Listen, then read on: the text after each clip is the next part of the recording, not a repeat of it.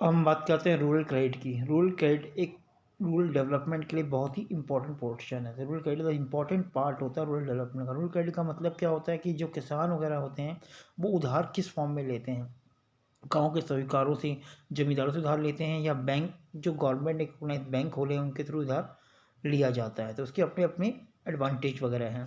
तो rural development क्या कहता है कि refer to the credit of the farmer in rural area. जो रूरल एरिया के फार्मर है वो जो उधार लेते हैं उसे रूरल क्रेडिट कहा जाता है।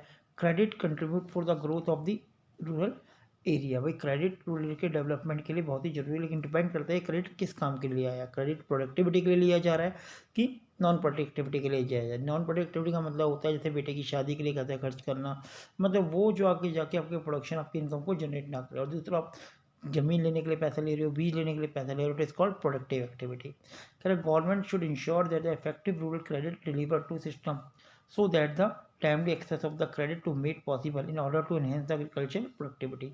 अब गाँव को अगर क्रेडिट सही टाइम पर कम ब्याज पे मिलेगा तो वो उनकी प्रोडक्टिविटी के लिए काम आएगा, और जो कि उनके डेवलपमेंट के लिए बहुत ही ज़रूरी है। अगर हम रूरल क्रेडिट की बात करें क्लासिफिकेशन, तो दो बात होती है अकॉर्डिंग टू टाइम, जो क्रेडिट नीड्स होती है, और अकॉर्डिंग टू पर्पस, मतलब किस काम के लिए क्रेडिट किया जाए और उसका टाइमिंग क्या है, कितने टाइम के लिए क्रेडिट लिया जाता है। इसे हम रूरल क्रेडिट के दो पार्ट में डिवाइड कर सकते हैं।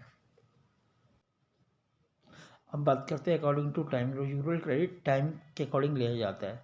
कह रहे according to time credit need by the farmer discuss as. इसे शॉर्ट कितने डिवाइड करते हैं, short term credit, middle term credit और long term credit. Short term credit basically वो क्रेडिट होता है जो कम टाइम के लिए, जैसे पॉइंट देखिए, credit require for meet the short term need. जो शॉर्ट टर्म नीड के लिए आता है, the period of the loan of credit is 6 month to 15 month, मतलब वो 6 महीने से 1.25 साल के बीच का होता है। And it require to buy seed किस लिए लिया जाता है, बीज लेने के लिए, टूल्स के लिए, मैनुअल के लिए, फर्टिलाइजर, मतलब जो छोटी छोटी नीड के लिए जो क्रेडिट लिया जाता है जिसकी ड्यूरेशन बहुत कम होती है उसे हम शॉर्ट टर्म क्रेडिट कहते हैं। सेकंड बात करते हैं मिडिल टर्म क्रेडिट। अभी क्या होता है, the period of the range is 15 month to 5 year, मतलब लगभग 1 से 5 साल के बीच का एक क्रेडिट होता है। इतने टाइम के लिए क्रेडिट लिया जाता है। अब इसका पर्पस क्या होता है, require to buy the machinery, equipment, digging, कुआं खोदने के लिए, कंस्ट्रक्शन ऑफ कैटल शीट।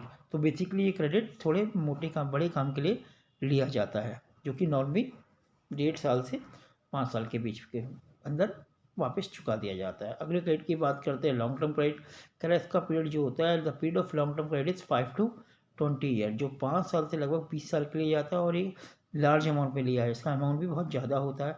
और किस पर्पज़ के लिए जाता है, it is required to buy the tractor, land, heavy machinery and equipment. जो ट्रैक्टर खरीदने के लिए या ज़मीन खरीदने के लिए या बड़ी भारी मशीनें खरीदने के लिए लिया जाता है, इनकी कॉस्ट बहुत ज़्यादा होती है।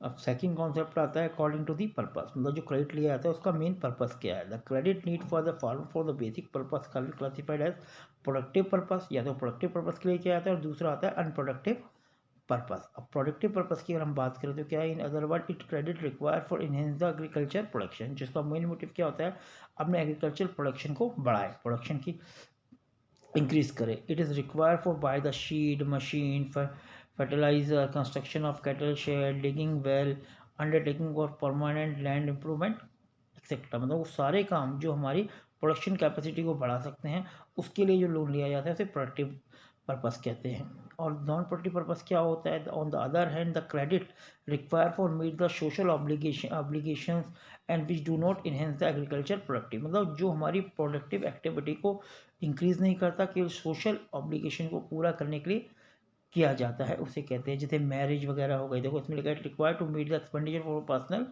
Fund for the religious ceremonies, marriage and pay back of old debt, मतलब शादी के लिए किया जाता है, धार्मिक कार्यों के लिए किया जाता है, या फिर अपने पुराने लोन को चुकाने के लिए आता है। इसमें कोई प्रोडक्शन नहीं होता।